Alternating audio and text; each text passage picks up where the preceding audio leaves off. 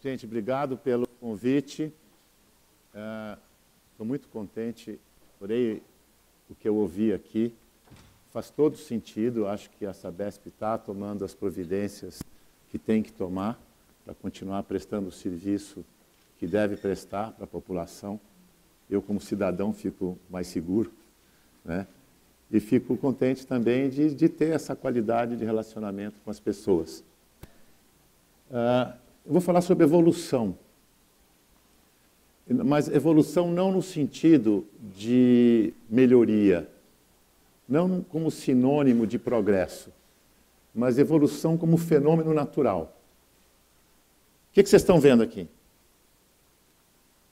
Não é um eletrocardiograma, mas podia ser, porque a gente está falando de um cenário onde se acelerou o tempo nas relações.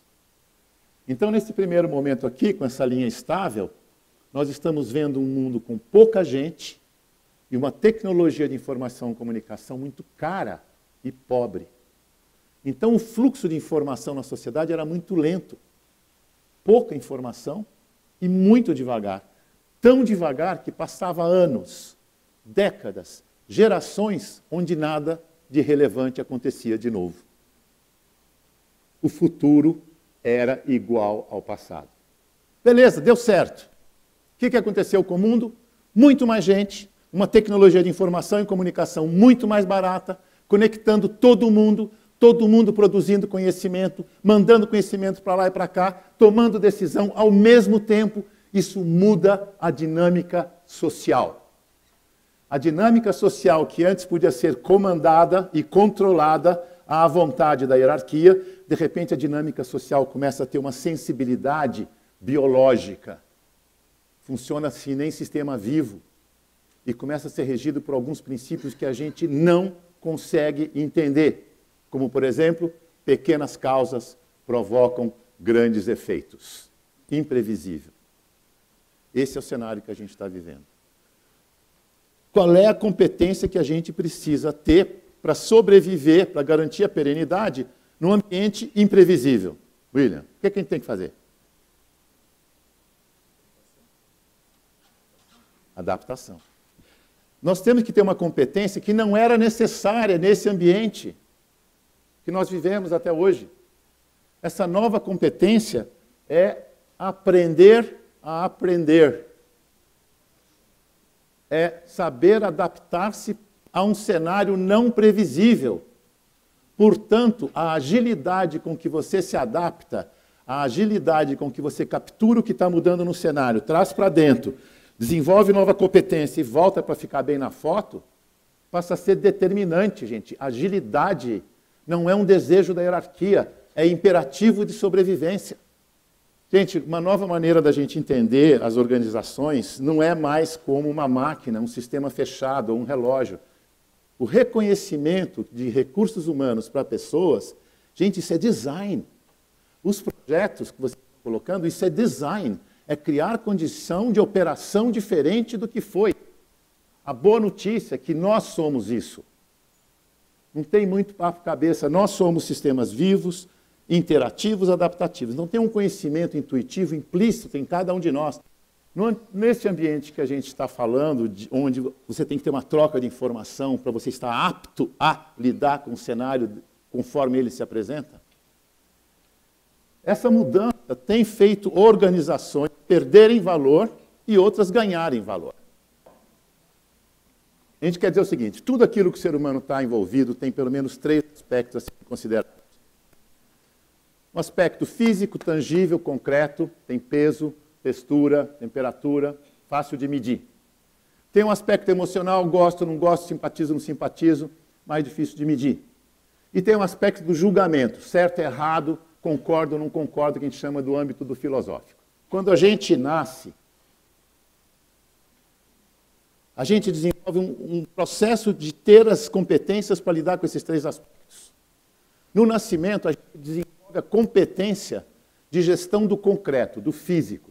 Aprender a fazer xixi, cocô, dormir. Se você não tem esse controle do equipamento técnico, você não passa para a fase seguinte. Importante, quando a gente é criança, o outro não existe. Veja bem, não é que o outro não é importante, o outro não existe simplesmente. Por isso que criança não tem culpa. Ela quebra as coisas, bate no pequeno e tal. Você não vai culpá-la. Ela vive em estado de anomia.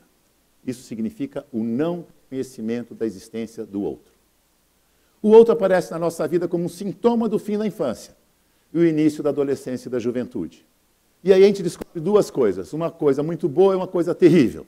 A coisa muito boa que a gente descobre é que a vida com o outro dá mais prazer. E a má notícia é que você precisa do outro para ter mais prazer. Aí você começa a amar e odiar a mesma pessoa pela mesma razão ao mesmo tempo. E essa turbulência emocional que a gente chama de jovem. Como você vive nessa turbulência da juventude emocional, você precisa de alguém que gerencie a sua relação com os outros. Você precisa de pai, precisa de mãe, precisa de chefe, precisa de polícia, precisa da instituição. Quando a gente é criança, a gente depende de alguém que é mais forte que a gente, que sabe mais que a gente, que dá comida para a gente. E essa relação é boa, é uma relação de dependência. Quando a gente descobre que o mundo é muito maior que a nossa casa, a gente descobre, mas eu quero ir, não quero saber de nada, não vou dar satisfação para ninguém, eu vou sair, não vou dizer com quem, que horas eu volto, não me enche o saco. Esse é o jovem. Independência ou morte. Até que eu descubro, com o amadurecimento, que a independência é uma fase. Não é um objetivo. O que eu tenho que aprender é que a vida é interdependente. A pirâmide é o tangível, o concreto, o físico. A espiral é o intangível.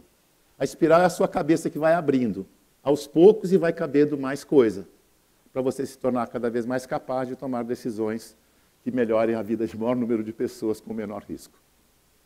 Ok, então vamos falar de mercado, que é uma coisa até importante para vocês, porque o cenário de vocês está mudando. Quando surge o concorrente, o seu cliente tem alternativa. O seu funcionário tem alternativa. Aí você começa a querer saber como está o clima. O cliente está satisfeito? Quais são os fornecedores estratégicos deste mercado? Como é que estão as nossas relações? Você começa a gerenciar ativos intangíveis. Conhecimento, relações, cultura. Coisas que não são necessárias nesse primeiro cenário sem concorrência. Hoje nós vivemos um cenário globalizado. O cenário globalizado é regido pelo princípio da eficiência. É buscar a melhor qualidade pelo menor custo. Não é derrubar o concorrente. Até porque, em alguns mercados, você pode ser parceiro do seu concorrente, em outros, competir com o seu concorrente. Porque você não pode se definir definitivamente em função da circunstância. Você vai se definir a sua estratégia em função da circunstância, mas a sua identidade tem que ser a mesma. Você não pode mudar conforme a circunstância. Caso contrário, as pessoas não sabem o que esperar de você. Porque onde está o ativo chamado conhecimento? Onde está? Nas pessoas.